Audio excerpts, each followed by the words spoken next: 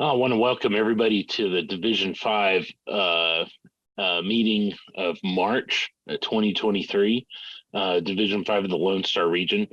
So tonight we're going to have Don Winn present about lift outs or lift up sections for layouts and things. So I've got I want to welcome all the new faces here. Kevin, I see, is one of them. We've been emailing back and forth. I think he's going to help us present, start our Fremo segments that I have in the works coming up. So I want to kind of preface everything on that. I'm interested in Fremo myself, and I think as us with the region, I know a lot of the guys up in Lubbock are doing the tabletop modules or T-track modules.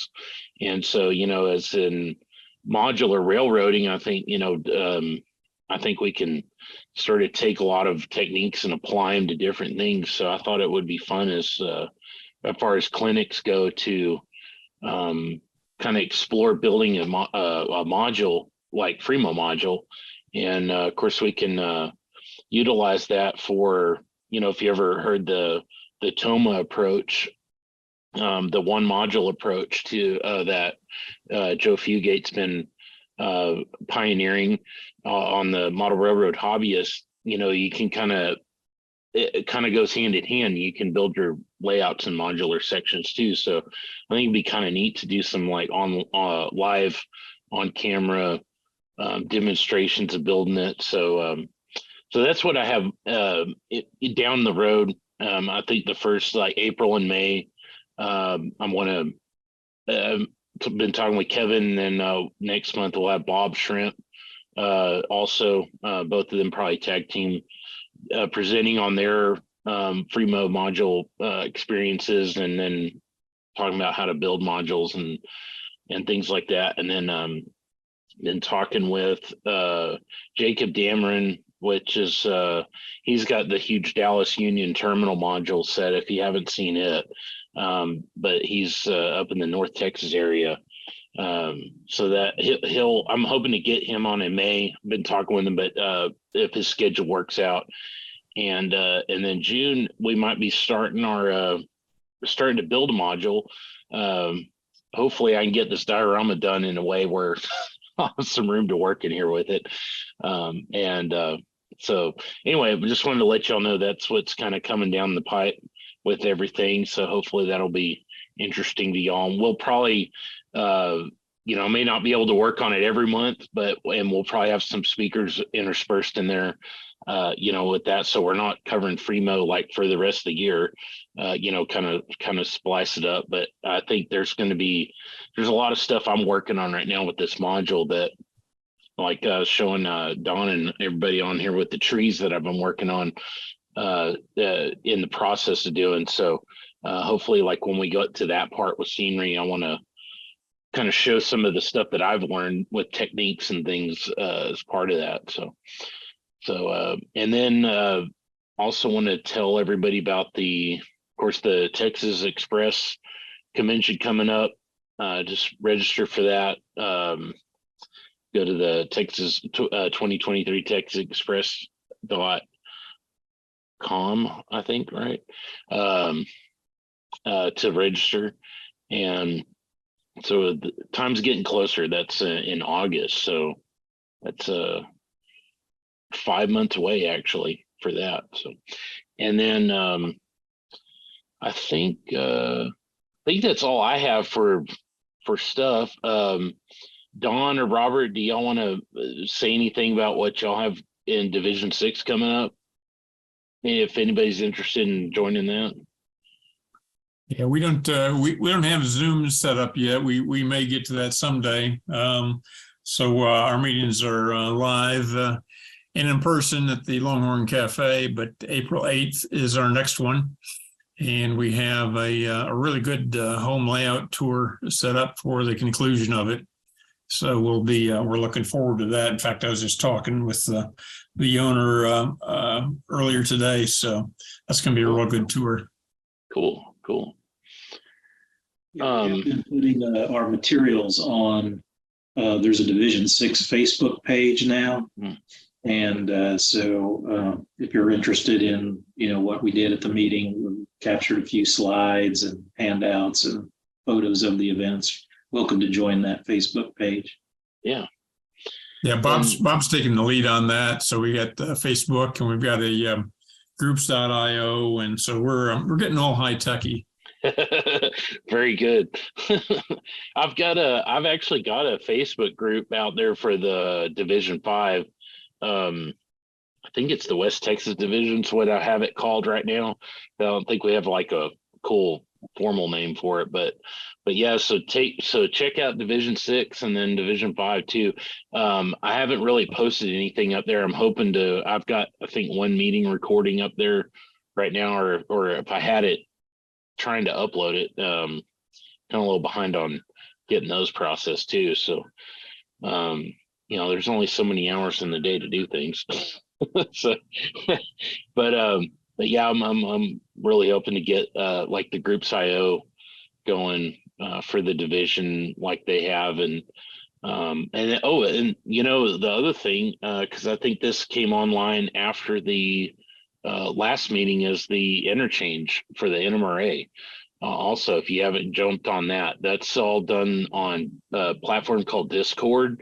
And there is a little bit of a process to go through to actually get on the Discord server for that. So, but I think they have an NMRAX clinic out there. If you Google on YouTube, or actually go to the NMRA YouTube page, they post all the NMRAX things up there. So that I saw some snippets of it the other day. So there's a video on there on how to register, and I guess talks about it. But that the server is actually pretty cool. I was looking at it yesterday. So there's the whole NMRA. There's some groups on there. Actually, let me see if I can do a screen share on it just to show y'all. Pull my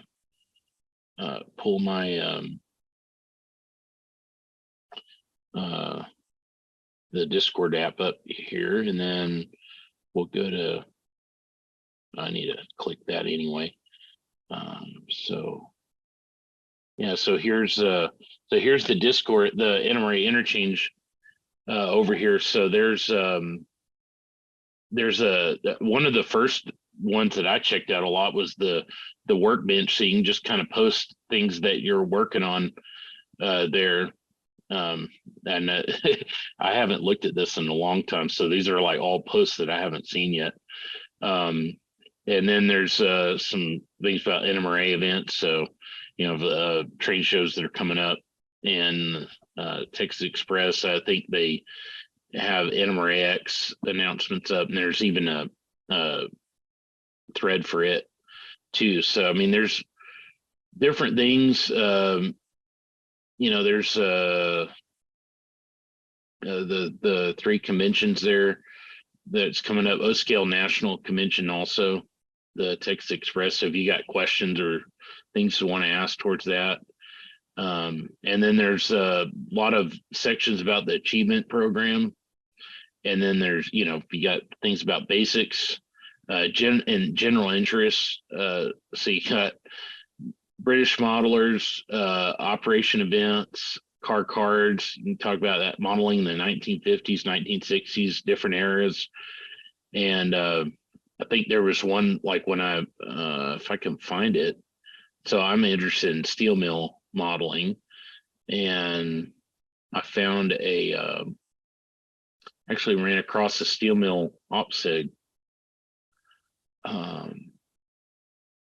It was right here in the special interest groups, but I don't know. I guess it.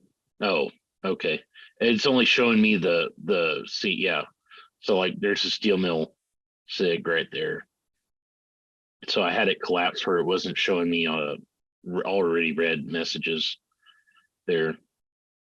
And I started trying to build one for Division 5, and I actually have a lot to learn on that. So might have to get Speed to show me things on this. So, but anyway, I just want to show y'all that. So encourage y'all to go sign up for it.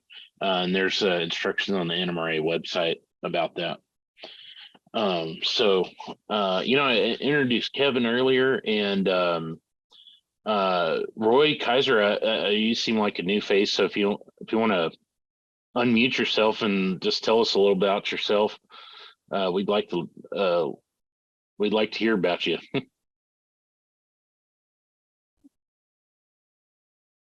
think you're still muted there.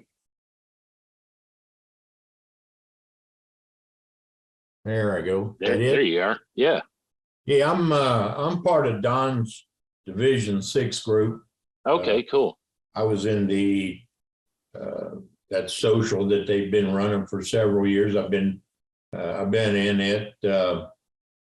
I'm a former CSX employee that I modeled about 1959 in the right on the West Virginia border, the coal fields and the bridge traffic that went through the C&O and the Virginian, the Clinch Field, that kind of area.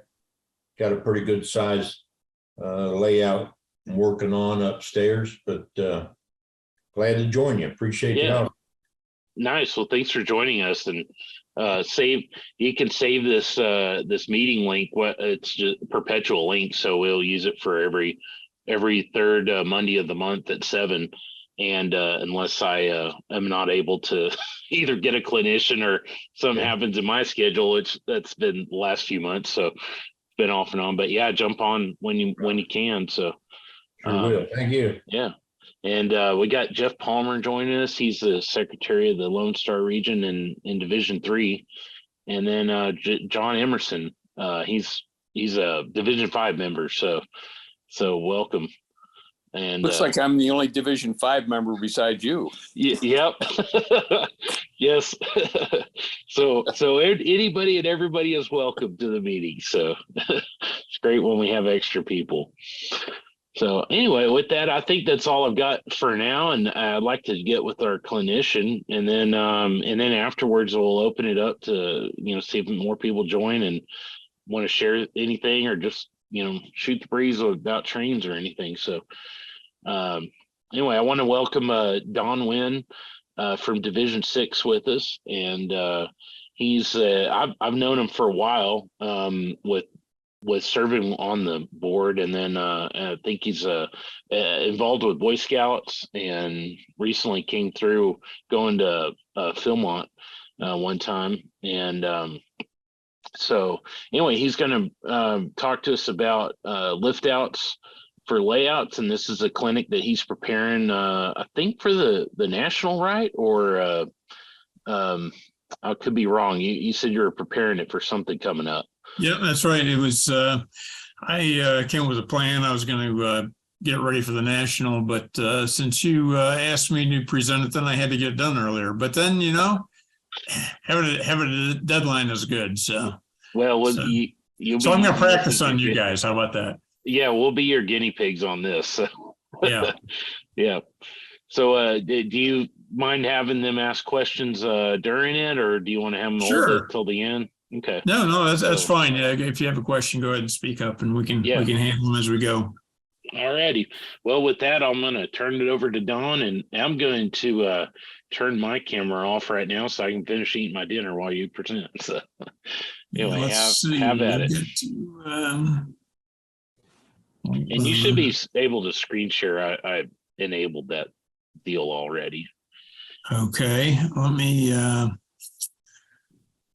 me see. Okay, screen share. If I there we go. I will share that screen. There we go.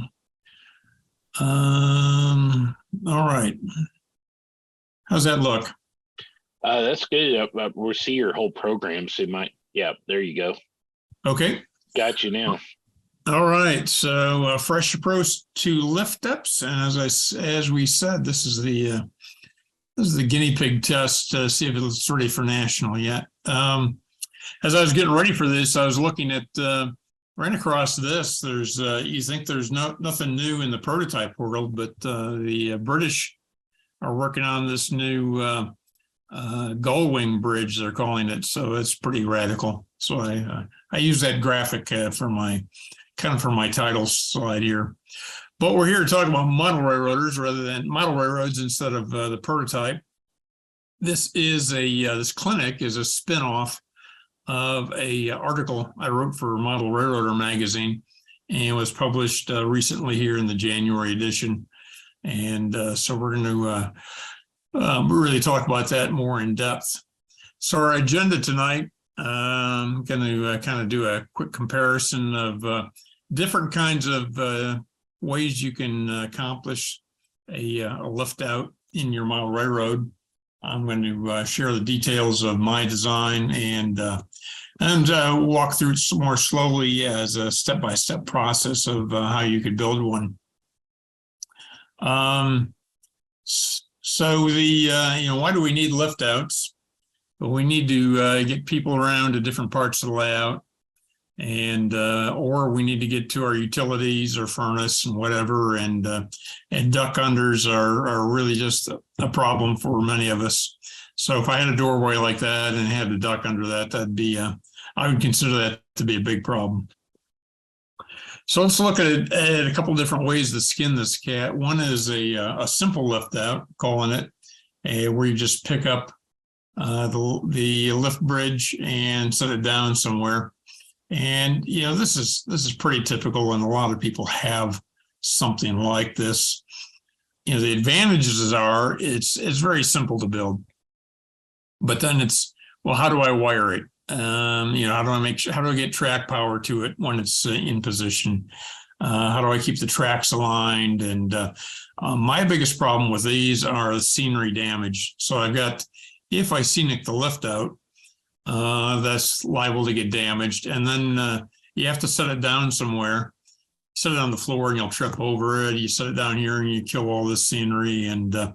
And so I try to stay away from that. I say that, but you're going to find out later in this that I have 5 of these on my layout. So I guess I don't listen to my own advice. The hinged lift out is very popular, and this is really the way I wanted to go with my layout. And the thing that bugs me about these are the hinges. And it's a necessity that the hinge has to be higher than the rail. And if not, then it's going to pinch. And so you got, what do you do with these hinges? And as I go to home layout tours, I see a lot of these, and some of them are well hidden, but a lot of them, they're just hard to hide. And so, a hinge lift out is still fairly simple to build, and there's good track alignment, especially on the hinged end. The side with the hinge has a train stop, which is nice, and the scenery's pretty well protected. But you get back to, how do I hide the hinge? And this example here, this guy tried to, put a lot of scenery foam in there to try and bury that big old hinge, but it's hard to make it disappear. The going the opposite direction with a drop leaf is again a good option, and you can see it's fairly popular. I see that around a lot. Again, fairly simple to build, good track alignment, at least on the hinge end. But my concern with the drop leaf, and why I favor the lift up rather than the drop down, is you got potential scenery damage here. So I'm walking through this doorway, and if I tried to scenic this, I'm going to brush up against that and cause a problem there. My biggest concern with drop leafs are, you have to have some kind of a latch to keep it in position. And sure, you can use a simple bolt like they used to have on bathroom doors back in the day, and it's very effective if it gets put all the way in. And so, worry about, your visitors, your guests not locking it in properly, and boom, your train's on the floor. So that would worry me. Swing gate is something I really found to be pretty neat, and something I thought I wanted to try on my layout. And they have There's a lot of interesting designs out there, and a lot of very good modelers have used these to good effect. In this case here, you've got all the scenery and the backdrop and everything included in it. But it's a little bit more complex to build. Your track alignment on the open end, where it closes up, you have to do something to make sure that comes back into alignment when you close it. I worry about potential sagging because it's a long cantilever, and it's a lot more difficult to open and close. It's great in this guy's application. How often do you have to get to that furnace? Maybe a couple times a year. So if you're only opening it and closing it a couple times a year, I think it's a great solution. If you're opening and closing it, a dozen times during operating session, then I find it problematic. The motorized lift bridge is getting to be a little bit more popular, and those have some interesting takes. I've seen a lot of different kinds there. Easy to operate, you just push a button, and it's got a real wow factor. I love looking at them. Pretty complex to build, and I get worried about maintenance. And the other fact is that visitors would just love to play with it, up and down, up and down, up and down, and you really don't need that. So maybe I'll build one someday. I don't know. Probably not. You can see here on this is David Nicastro's layout. I'm not sure how he protects from trains rolling off the end there, and I'm sure there's ways to do that. So on my layout, this is back to a very early track plan of mine, and so I've got. I want it to be a walk-in design where there's no duck unders, no bridges of any kind. So I've got a helix here and a helix there, and those are the two ends of the layout, and it snakes around, and you walk in between them. But to get these two branch lines in this aisle here, I was forced to have some kind of a duck under bridge or something, and I initially conceived that as a swing bridge, as shown here. So as construction started, the general superintendent came out and looked and said that I blocked the fire exit. And I said, well, no, I didn't really block it. It was always designed to be a duck under. If you really got a fire going, you just duck under and go out the door. And that was the incorrect answer. So I ended up building four lift outs just in this one area. And so this is what it looks like today with the lift outs in place. Again, I can still do a duck under to get out of here. But to take them all down in the right-hand view, you see there's four different bridges, and that's because I've got the main lines, and then I got a loco servicing track, and two lines going to different staging areas. And so those are held in place with magnets. And so those are true simple lift outs. If you just lean against them fairly hard, they'll all pop out. So I've got pins here, brass pins to hold the alignment, and I've got magnets to hold them in place. And I use the pins and the magnets to conduct electricity for the track power. And that's worked fairly well, but sometimes the magnets don't catch, and I lose power. And I'm not sure if I'd advise. I'm not sure if I'd do this again with the power part of it. I think I'd look for something different. So now I'm up to 5 lift outs, and then of course, why not add one more? So one of the late changes to my layout was I have this aisle with 2 branch lines, and those are at regular 50-inch height. And I decided to put in another branch line down below those, a lower level where a seated operator could go through there. And to get to that, I come across a lift bridge down a helix and into that area. And so this is yet another simple lift out. In this case, my other 4 lift outs, simple lift outs, are intended to never be open.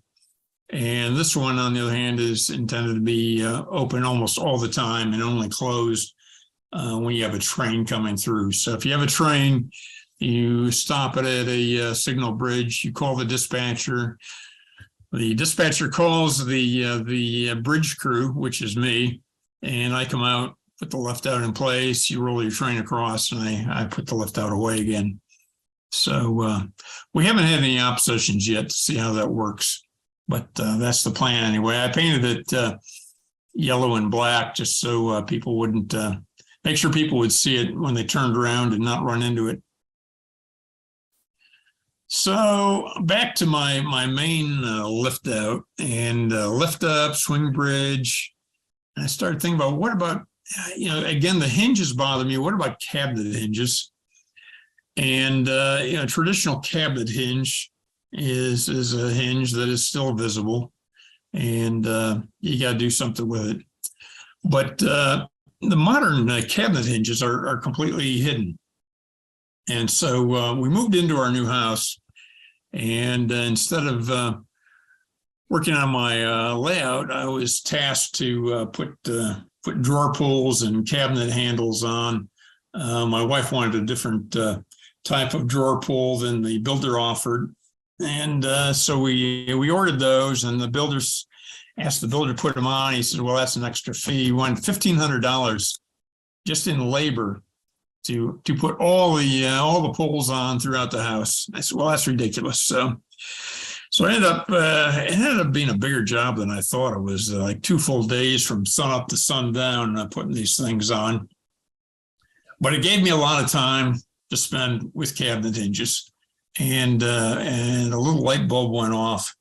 And I said, So I'm looking at my cabinet hinge here, and it's, again, completely hidden. And so it probably wouldn't have taken me 2 days if I hadn't spent so much time just opening and closing the door and trying to visualize this being a lift out instead of a cabinet door.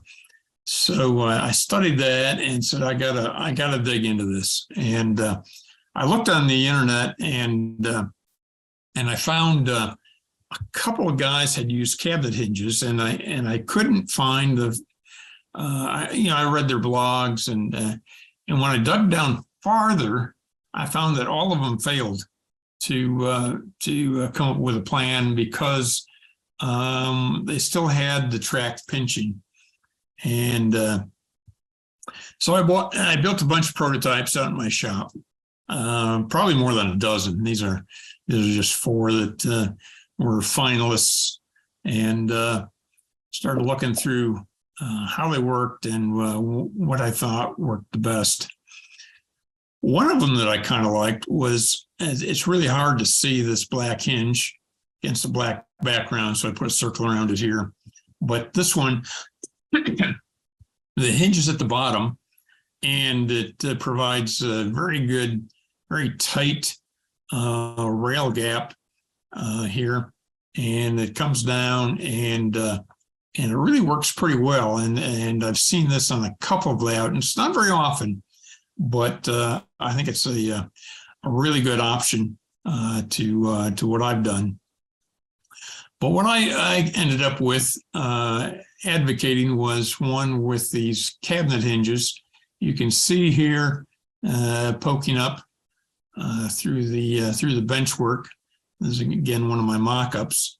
And what you see, these 3 photos at the bottom are a progression. You can see I can get a real tight gap when it's closed. When it lifts up, it actually pulls away instead of running into each other. It pulls away. And in this last photo, it lifts up and is completely clear. And I thought, man, this works great. So I learned a few things doing this. And one is all cabinet hinges are not alike.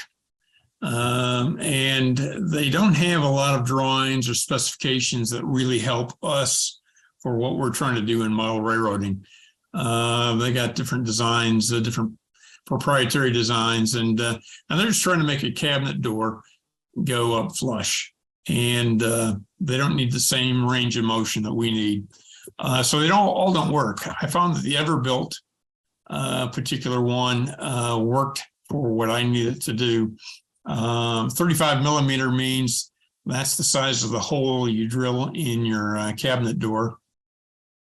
And that's the main feature in a lot of these when you're shopping for these, because the cabinet builder needs to keep to his particular design. 110 degree is how much of an opening it makes, so it opens more than 90 degrees. I don't like the soft close versions because you want a good tight fit when it comes down. So that's cabinet hinges. And then what I learned is I still had to watch the height. So remember the traditional hinge, you got to get it up above the rail so they don't pinch. And it'll still pinch with these cabinet hinges unless you work at burying the hinge inside your base and your road bed. So what I found was that if I used the 1/4 inch bench work basically, and I've got a 5 millimeter cork road bed, the hinge will just fit in that 1/2 inch, basically a 1/2 inch space, and fit in there, and the rail goes right across the top, and it works fine. If I used, now I build most everything out of 3/4 inch plywood. And when I did that, instead of the 1/4 inch, it didn't work. And it'd come up too high and it would pinch. So I think this design will work for HO very well. It'll work for N and possibly S, and O scale might be a challenge. So keep that in mind. So I was still years away from needing a lift out of this type. But I was talking to my friend George Zapalak in Austin, and this is an actual picture of his layout. And as I go to different layouts, I'd look at the hinges, and I asked George, I said, George, how are you gonna hide when you get the scenery? How are you gonna hide that? He says, Don, that's a great question. He says, I have no idea.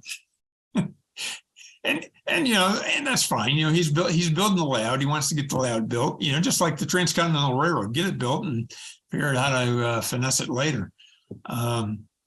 So I said, George, I came up with this new idea for a lift up. Would you be willing to try it? He said, sure.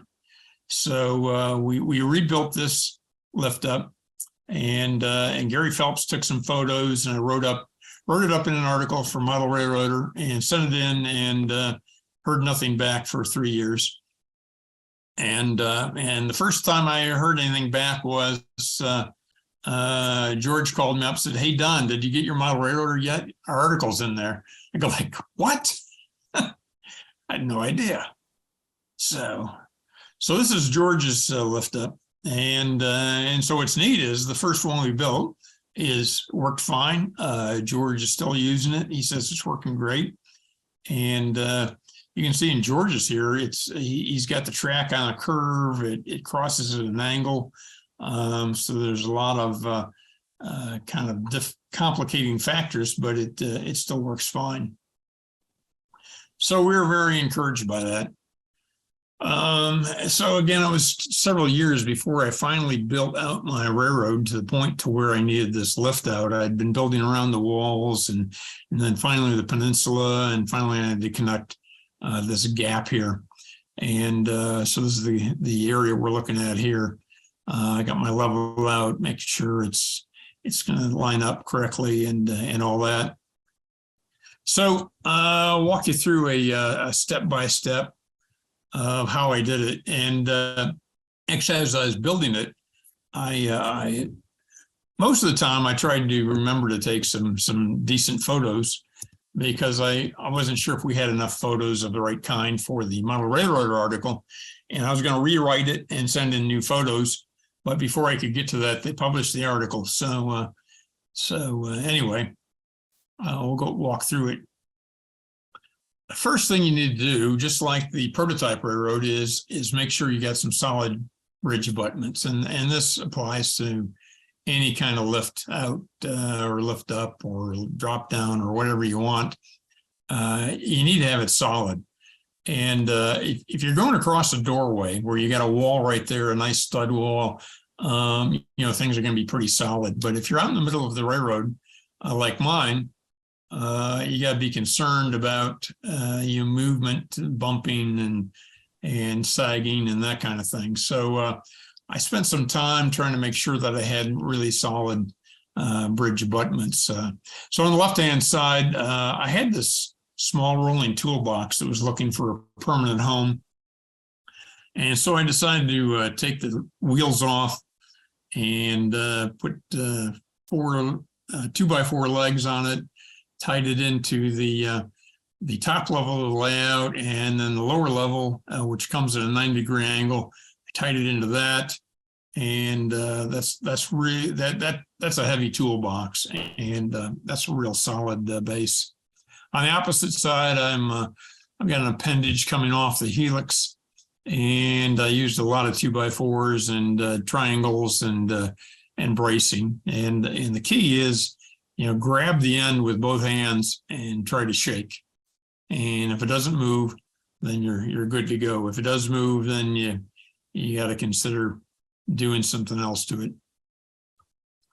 So I cut the bridge base, and again I used a 1/4-inch MDF.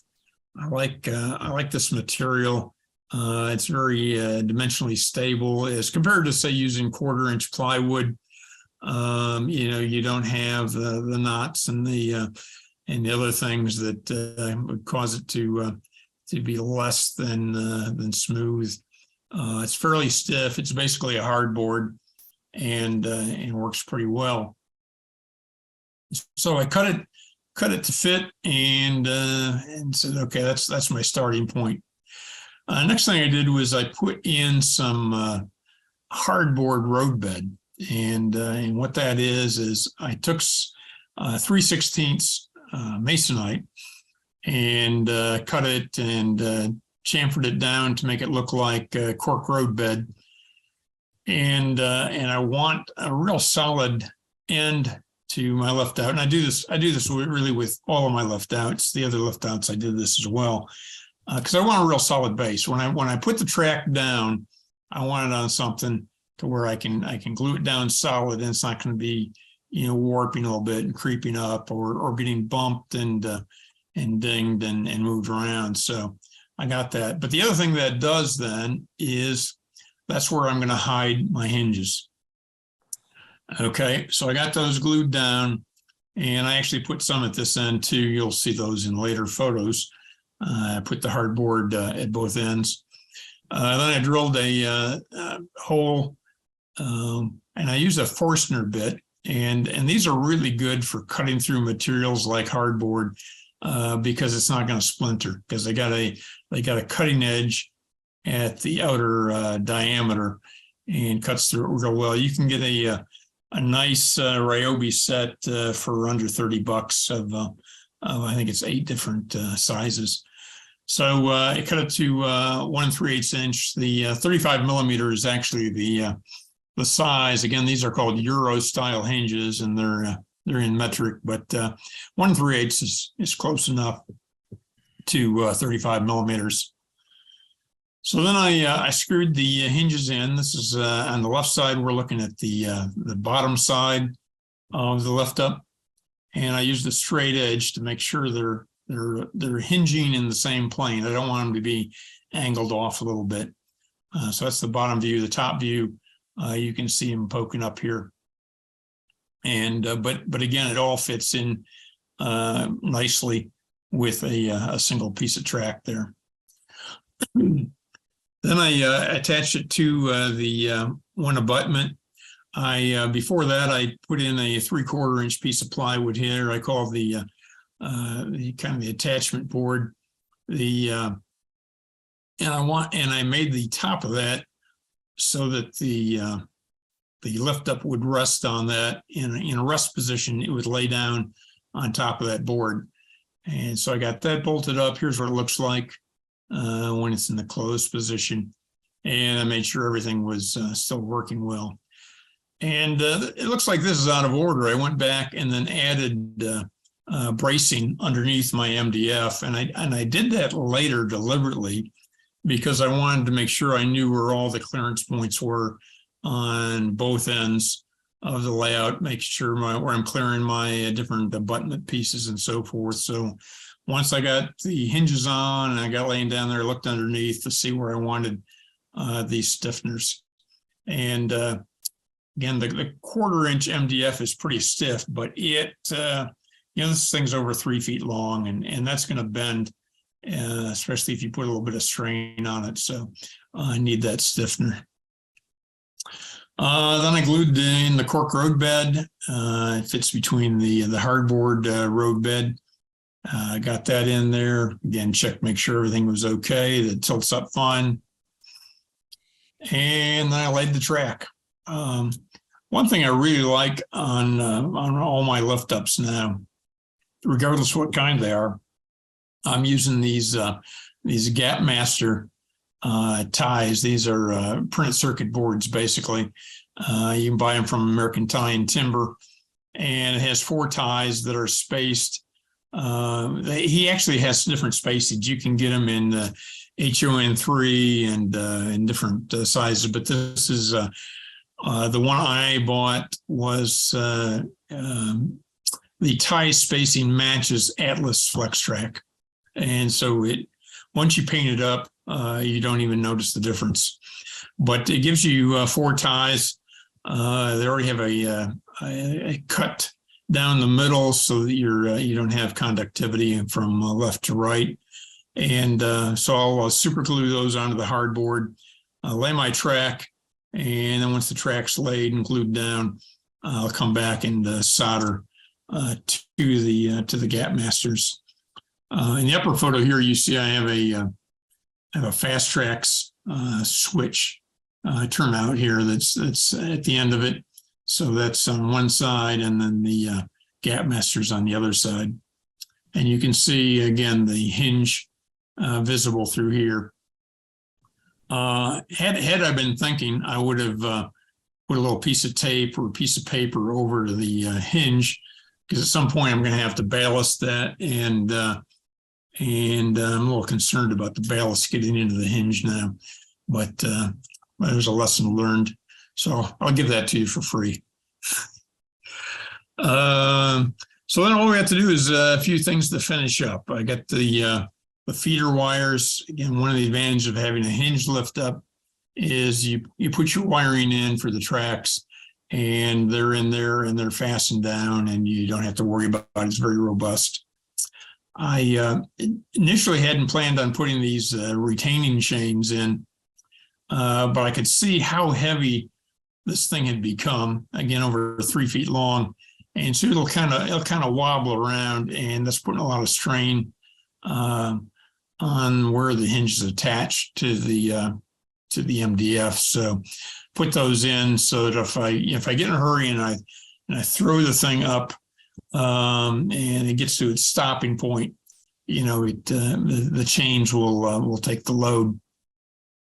The other thing I really hadn't planned on initially is I added this on later as a bungee cord to keep the lift up in a up position, so I don't walk past it, bump it a little bit, it teeters and comes down on my head or my fingers or something like that. So that's just a little extra safety device. And in an operating session, this is normally closed, but during the rest of the time, when I'm out working the layout, this is normally open, so I can get to different things. So I wanted to have some safety measure there.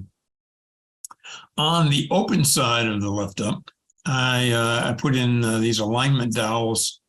You have to go to England to get these, but they work really well. Nice brass peg on one side and a matching hole on the other.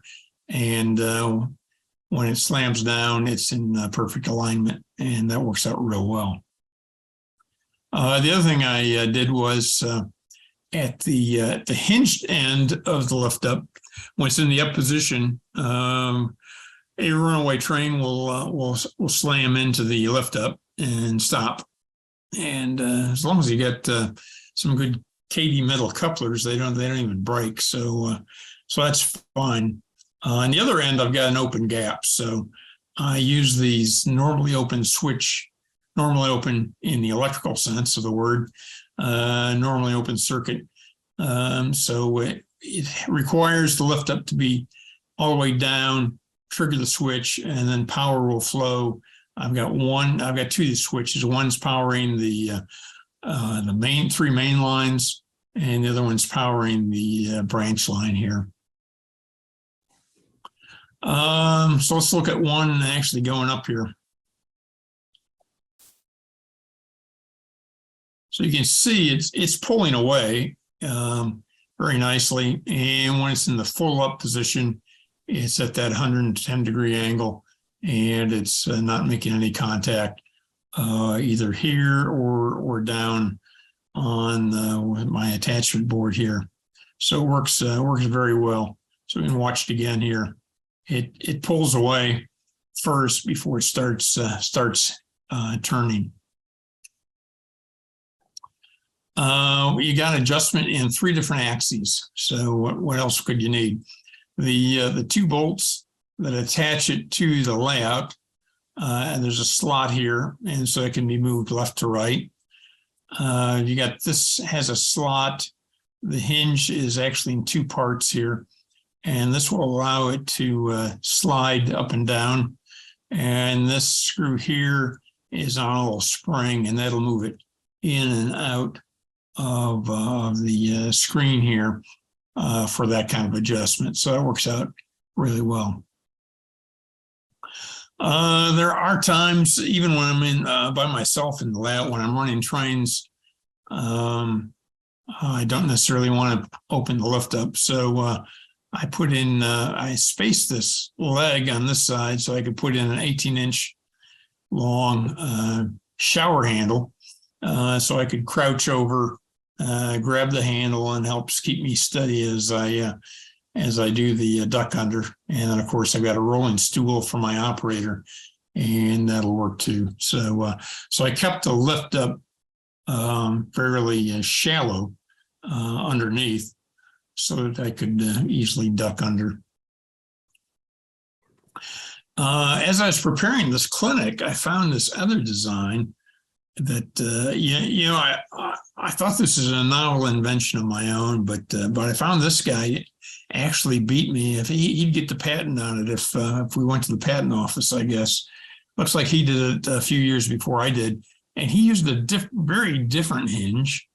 Like I said, all the hinges are different, and this one tolerates that 3/4 inch plywood. And so I could use this in O scale or other scales, I believe. And I haven't found the specifications on this particular hinge. And I wrote to this guy. He's got a YouTube video on it, and but he hasn't posted anything for several years, so I don't know if he's paying attention to it. Anyway, that's yet another option. And if I was to do this all over again, I would probably seek out that hinge. So that is the whole story. Any questions? One question, Don. This is Roy. Yeah, Roy. I see the way it pulls the rail apart before it goes up on the hinge end. What protects the rail from the board as it comes down on the other end? Is there a taper in there somewhere? Or, because when your board goes up, it looks like the bottom of your board is going to catch the rail going up and down.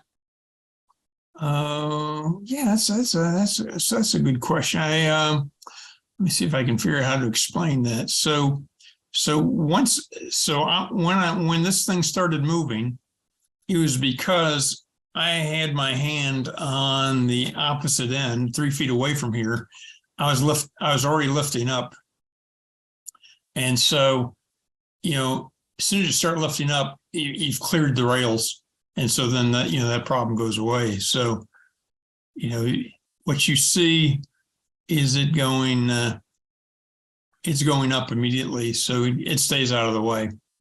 And there, you can have either, you can see I put a taper on this end here, if you really get down and squint, and I can do that at the other end as well, if I think that's going to help. It just looked like as this end pulls away, which it has to do, it just looks like that would make the bottom of your MDF catch the track on the other end. But yeah, I'm guessing. Yeah, and actually, when I saw my own video here, it looked kind of funny in the way it moved. But well, I can tell you is it works. I've probably opened my lift up here. I've opened and closed it maybe a couple hundred times since I built it, and so it. I was there. I saw it. I didn't even think about the other end till I'm looking at this end, but. That's normally the problem with any kind of a lift out is you got a pinch at this end, but then as it comes down, you're catching the rails at the open end. Yeah, so I don't have a side view in this presentation of this end here, but yeah, it's I did have to, I did some fine tuning.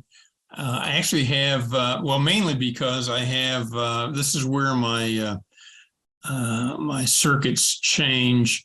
So I have a block district and this is the dividing line. So tracks going on the lift up and over to the top of the page are in one power district.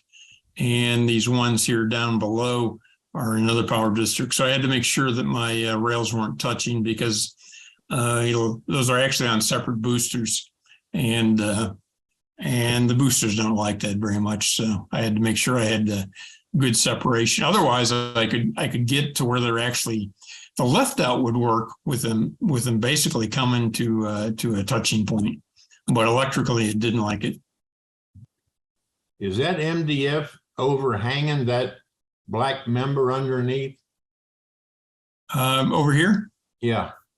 Is there a? It's there's I think that black member, because I built several lift outs, mine are just lift outs.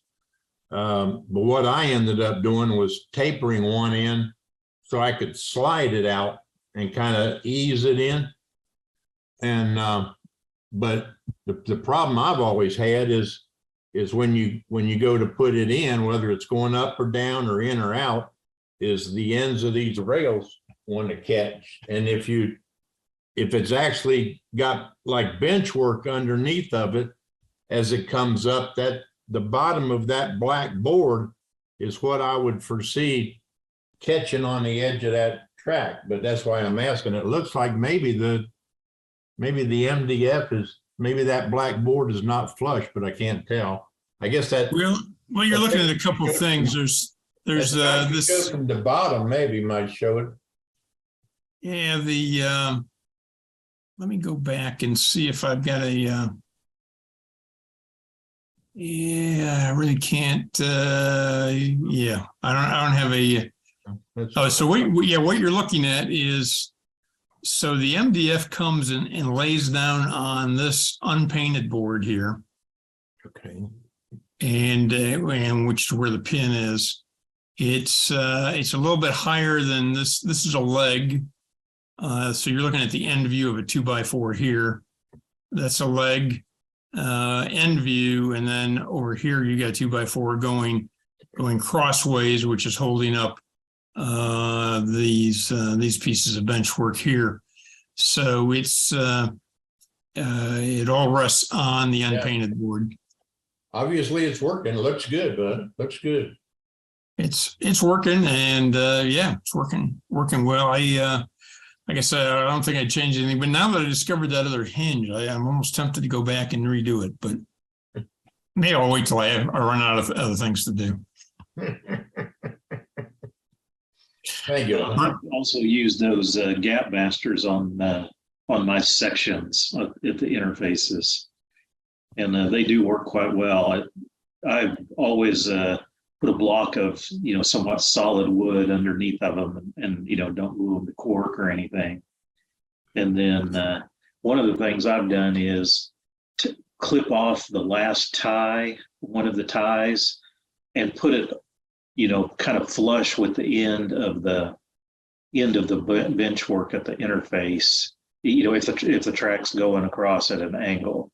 So you have a couple ties that look like they're kind of tilted in the track, but you're soldering the rail right up to the interface. So I don't know if that helps or not, but I've used them that way when I put them in. But they are a good product. Yeah.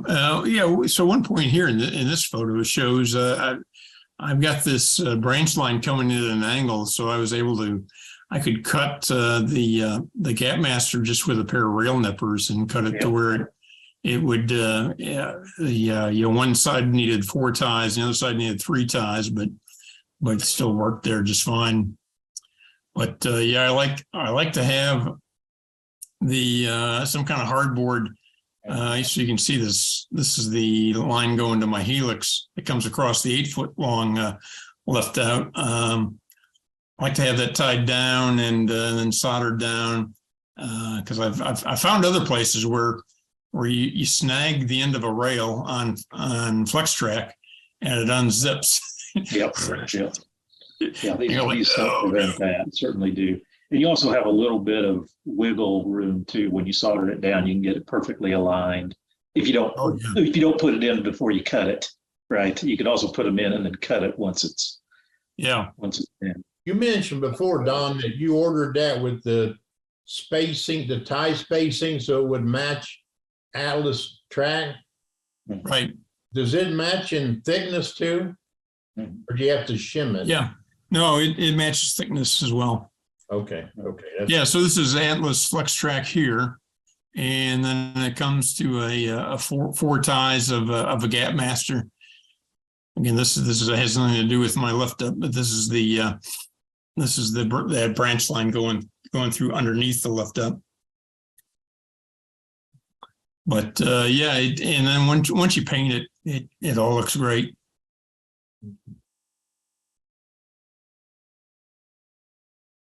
Yep, it's nice work, Don. Congratulations on the art too. Mm-hmm. Well, I was thinking about putting a picture of it here. I have a photograph of my. I received $150 from Model Railroader magazine, so I'm a professional author, and I've lost my amateur status. So I have to compete in the professional leagues now. So yeah, I'm going to frame that. Next time you come to my lab, you'll see that framed somewhere. Actually, I told George when we did this, because we did this like 4 years ago, and on his lab, and I said, if we ever get paid, I said I'll split it with you and Gary, and so I've yet to present them with their $50 each. That's it, Brooks.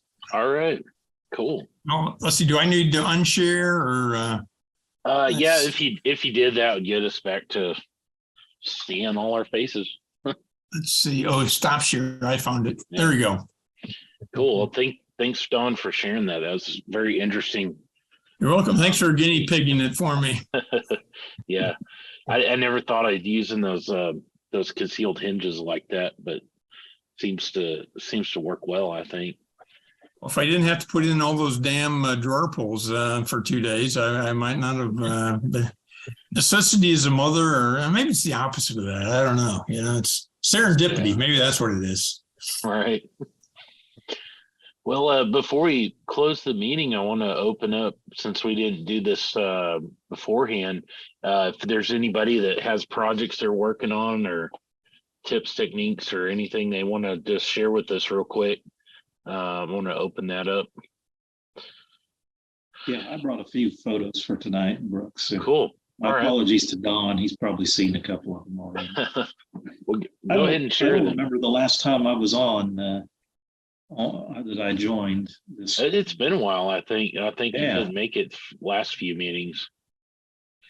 Yeah, I'll share some photos. Is it okay if I share my screen here, Brooks? Yeah, you should be good. All right. I brought just a few things to share. Projects that I'm working on. One of them is here. You can see I've been trying to repurpose some of these old roundhouse caboose kits to turn them into these muley cabooses, these side door cabooses, something that's a reasonable stand-in for some photos of old Frisco ones that I have. I almost wish that the blind-ended ones here, if I could take the side off and put it on a different one, I might try doing that to get the window arrangement correct. But these are neat projects. I've done 2 other ones of these. And then I've also been building these kits from Bitter Creek models, which are truss rod cars. I've been trying to build up a set of cars for sort of a 1905 plus or minus operating session. And so here's an example of the flat car that they produce. I lettered it. Carl Brand over in Houston sent me some link to some old lettering diagrams from the Frisco. So I had, any number of old Frisco decals and was able to letter it somewhat prototypical here. And then this is another one of those Bitter Creek cars. This is a 34-foot boxcar that I assembled recently. I haven't got to around to weathering it yet, but I had an old picture from back in around 1904 of this car at a mill in southeast Kansas. And so I had Precision Design. Bill Brillinger made a set of decals for me for the Kansas City, Fort Scott, and Memphis, which was acquired by the Frisco around the turn of the century, and is the line that went through my hometown back in Kansas back when it was first settled. And then I've been going back to this book. I don't know if any of you have this, but there is a book on the Wichita Northwestern Railroad, which was a kind of central western Kansas line that did not quite make it past the Great Depression. So made it out the other side, but went bankrupt after that. And I've always liked, from this book, I re-signed it for the Kansas and Texas Supply Company, which was the name of a business in one of the towns on my layout. And this is the other side of it. It has a little loading dock and some nice details. It probably took me 2 months of weekends and an hour here and there to build it, but I'm getting close to done on a few more trim things to add. And this is it posed on a little diorama that I have. So I think that's all that I brought for tonight. If you have any questions about it, I'll be glad to answer them. So I think that's it.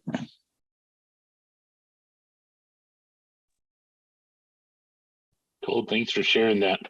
Sorry about the interruption earlier. I was trying to get my phone going and it wound up switching from my computer to my phone. So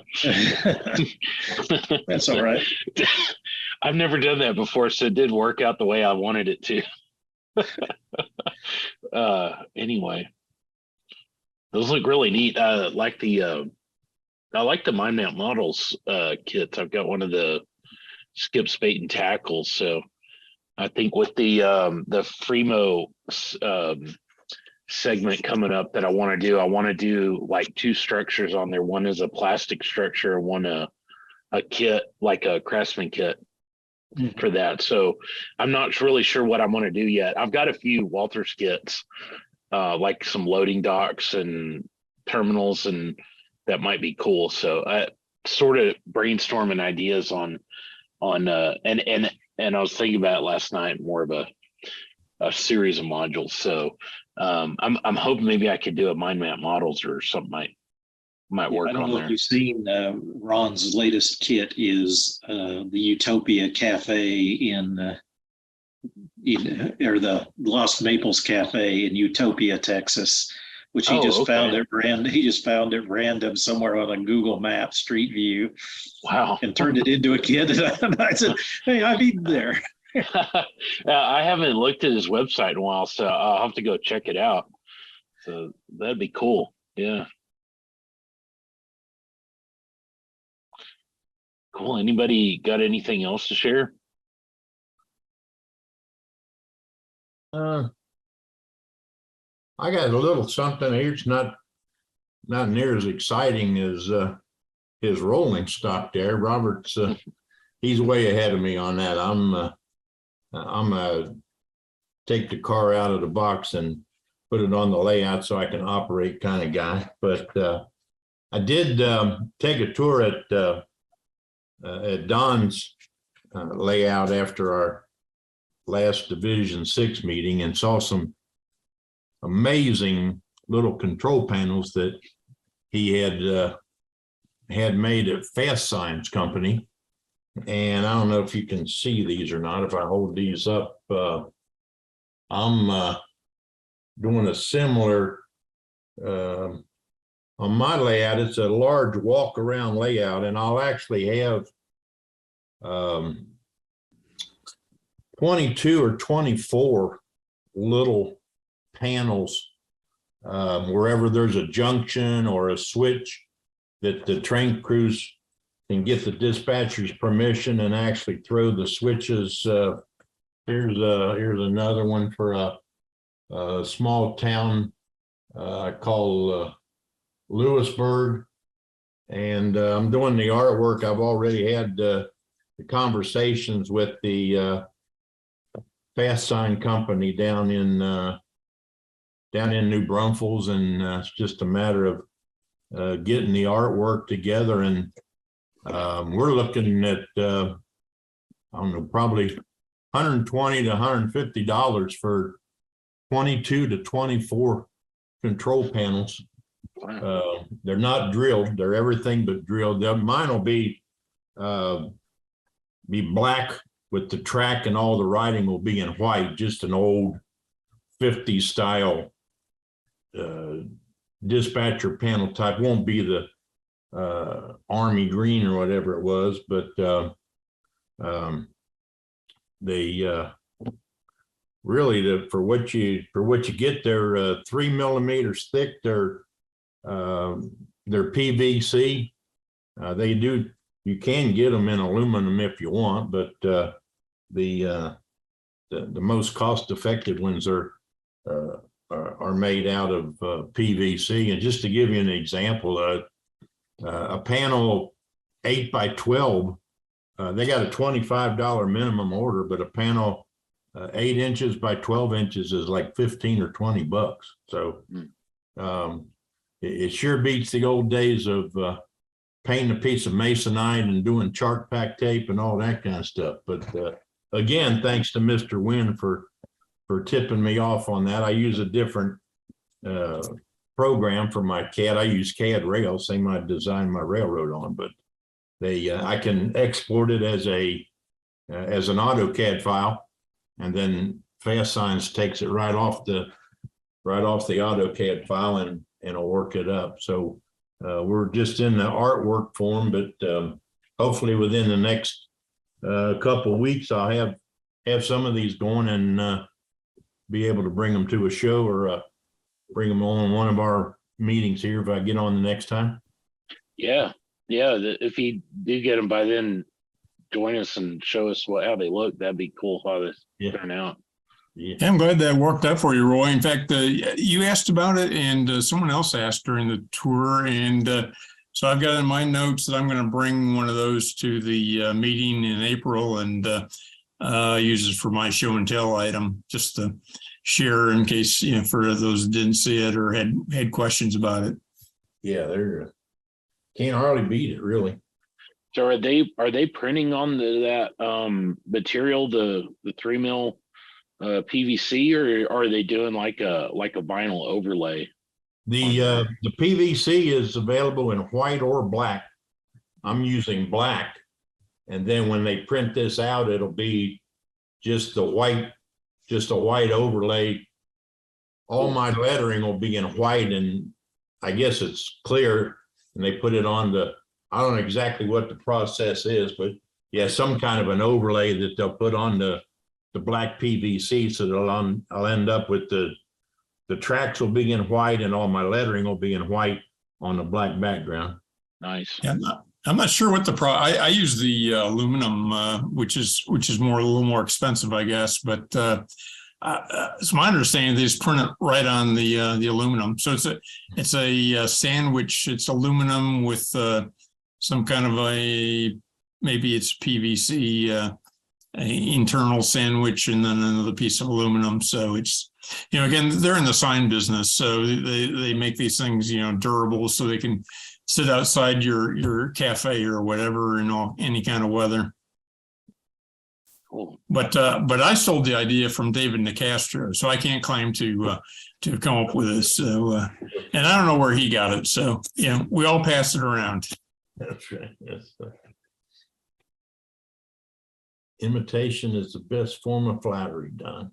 That's for dang sure. Well, I think with that, I've got a few things to show y'all. And that's why I was trying to get to my phone earlier, so that way I could actually take y'all over there, because I don't have pictures of this stuff yet. So let me see if I can start my video, and then I'll pin it so everybody will Brooks, see my that. daughter just called. I've got to call her back, so I'm going to sign off now. But, thanks for inviting me. Yeah, Thank you, Don. thanks for joining us. Okay. Yeah, take care now. Okay. So I hope everybody sees that, and I'll try to move very slow.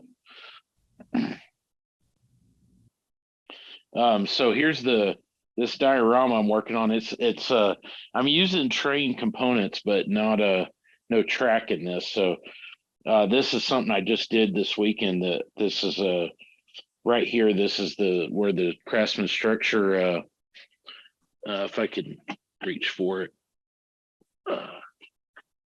try to grab it real quick here. So this is my first Craftsman structure I built. This guy's going to sit right here on top of this here, and there'll be a dumpster right there, and then I'm going to try to put a little door in right here. So, and then I've got a little pergola that sits on top right there. So that's it fitting in there. And then so I've been working on this the parking lot for it here, and I started out with some fun foam, like the craft foam that you buy at the craft store. In here, I wanted to kind of make this like newly paved, kind of upkeep, but I also like the idea of doing like a little gravel parking area right here. And let me see if I can grab a car just to show you some scale.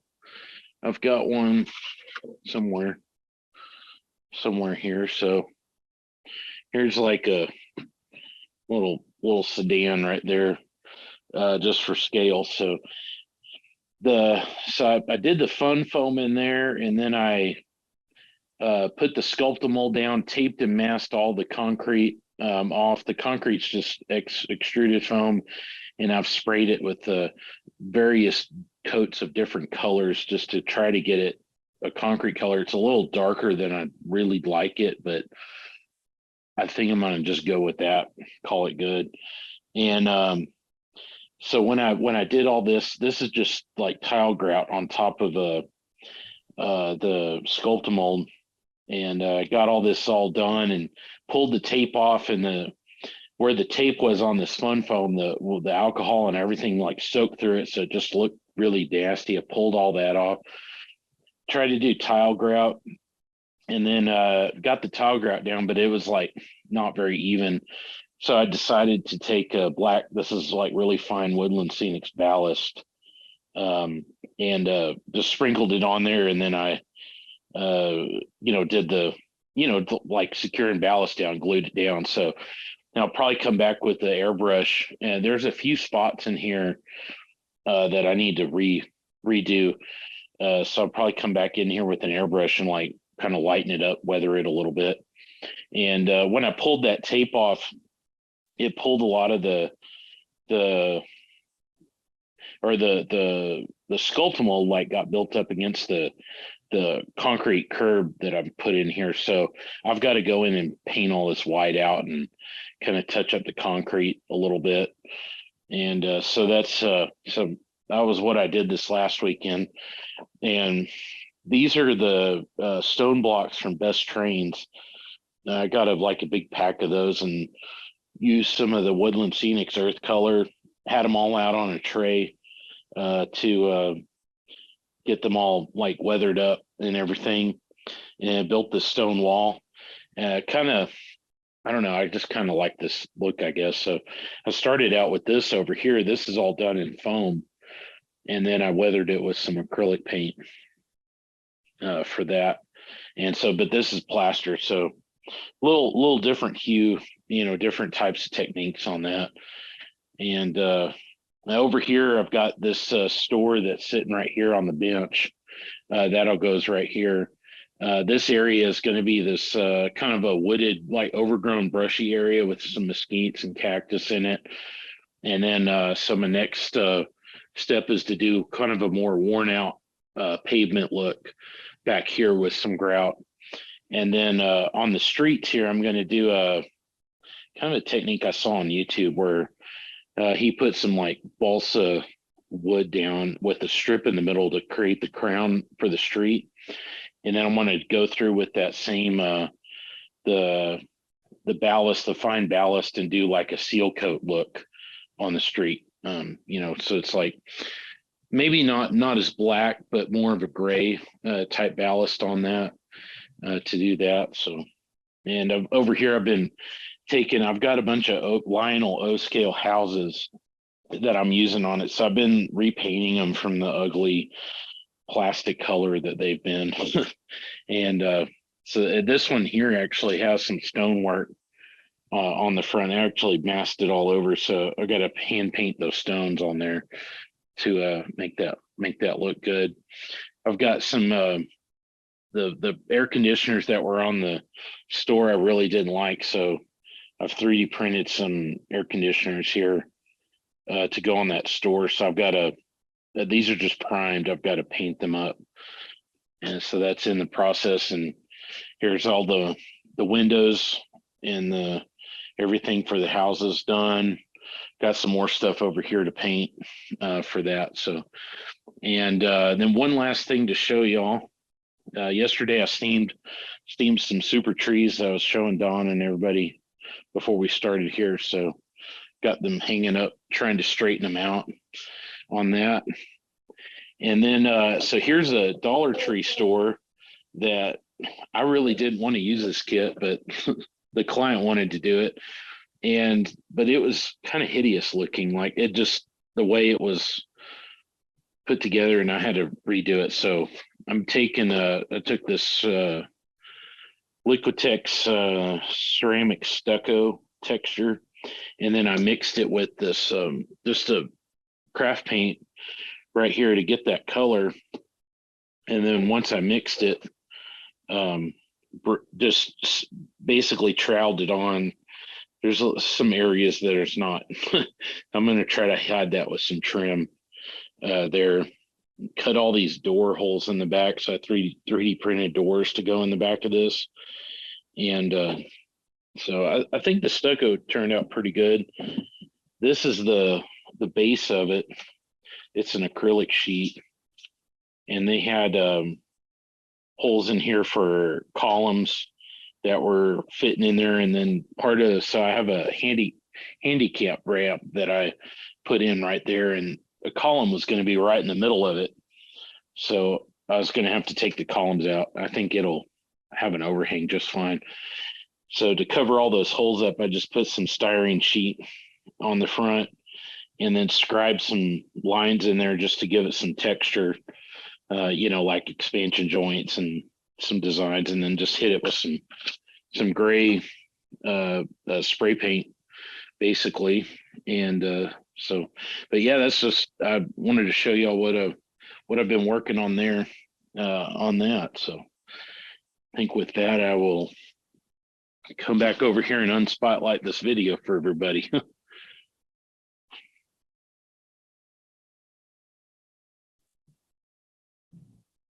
I can figure out how to do it.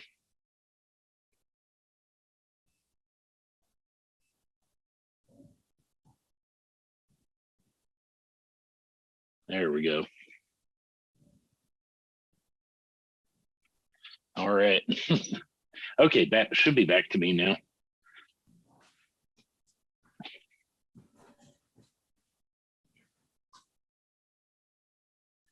But everybody's still there. You said a client when you were describing that building. Yeah. Or is that diorama for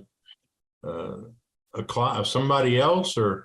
Yeah, so I've got a filmmaker friend of mine that's he called me about shooting this for a commercial, TV commercial. And so it's supposed to be for a personal injury lawyer guy. So they want to have like things that are sort of like, so the house that's in the middle there's parts of it that come off and get upgraded. So I've got a little dormer that goes on in the garage. So you can pull this little one off and put a bigger dormer up there, like they've, upgrading their life basically. And then there's some like scenes that relate to the ice storm, and then water main breaks that we had here in San Angelo that I still have to put in the street there. But yeah, it's one of these that they will talk to me about it. September 21, I think. They were like, can you get it done by October? And then when they didn't get back to me about approving it till the end of October, I was like, well, it'll just get done when it gets done. So, well, and life gets busy, but with the business I've got, I basically work on this every 2 weeks or so for a day. So it's just, Cool. He's good friends with me, but we're getting there. So I'm learning a lot in the process on it. I don't think I'll ever do a commission work again like that, because especially on this large scale, really bit off more than I can chew on that. So, but we're getting there. I hear you. Yeah. Interesting. Awesome. Well, I think with that, unless anybody's got anything else to share, I will close the meeting out.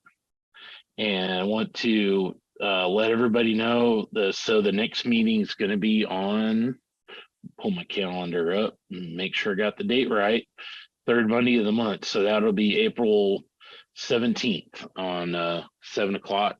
And we're going to have Bob Shrimp. I think that's how you say his last name. I've just seen a lot of things in he's very involved in the Fremo world. And then Kevin, you say your last name is Letty, is that right? Okay. Yes, buddy. Okay. I think he'll might be joining us too. He's got a really cool video that he sent, a link that he sent me about a Fremo setup that was up in Oklahoma recently, and very, very informative. So we'll talk about modular railroading and all the joys and funs in that. So Just give you a little background. That was Elk City. Bob Shrimp was there. Jake and Dan were the ones that put it together. Cool. Well, I thought it was nicely done and kind of explained a lot about Fremo too. So hopefully it's like 30 minutes long. So maybe we'll show it. I'll talk with Bob about it and see what he wants to talk about. By then, Bart Hellman's going to have a second video. He's going to keep to about 6 minutes. It'll be a lot shorter. Oh, okay. Maybe we should show that one then. So, yeah. Cool. So, yeah. So I appreciate the invitation. Yeah, you're welcome. Well, thanks for joining us, and join us anytime. Same link that you got. So just bookmark will. that somewhere. We And then with thank that, Robert for the heads up, Robert. yeah. Yeah, and if you know anybody else, anybody that's on here, if you know anybody else that wants to join, feel free to share that link. So the more the merrier to join in. So this isn't just for Division 5, even though this is for the members mainly, but you know, just in general, you know, we all can benefit from it. So, but the wonders of technology here. So anyway, with that, I'm going to stop the recording, and then I'll keep the meeting room open if anybody wants to hang out and talk about trains or anything else. So anyway, see y'all next time.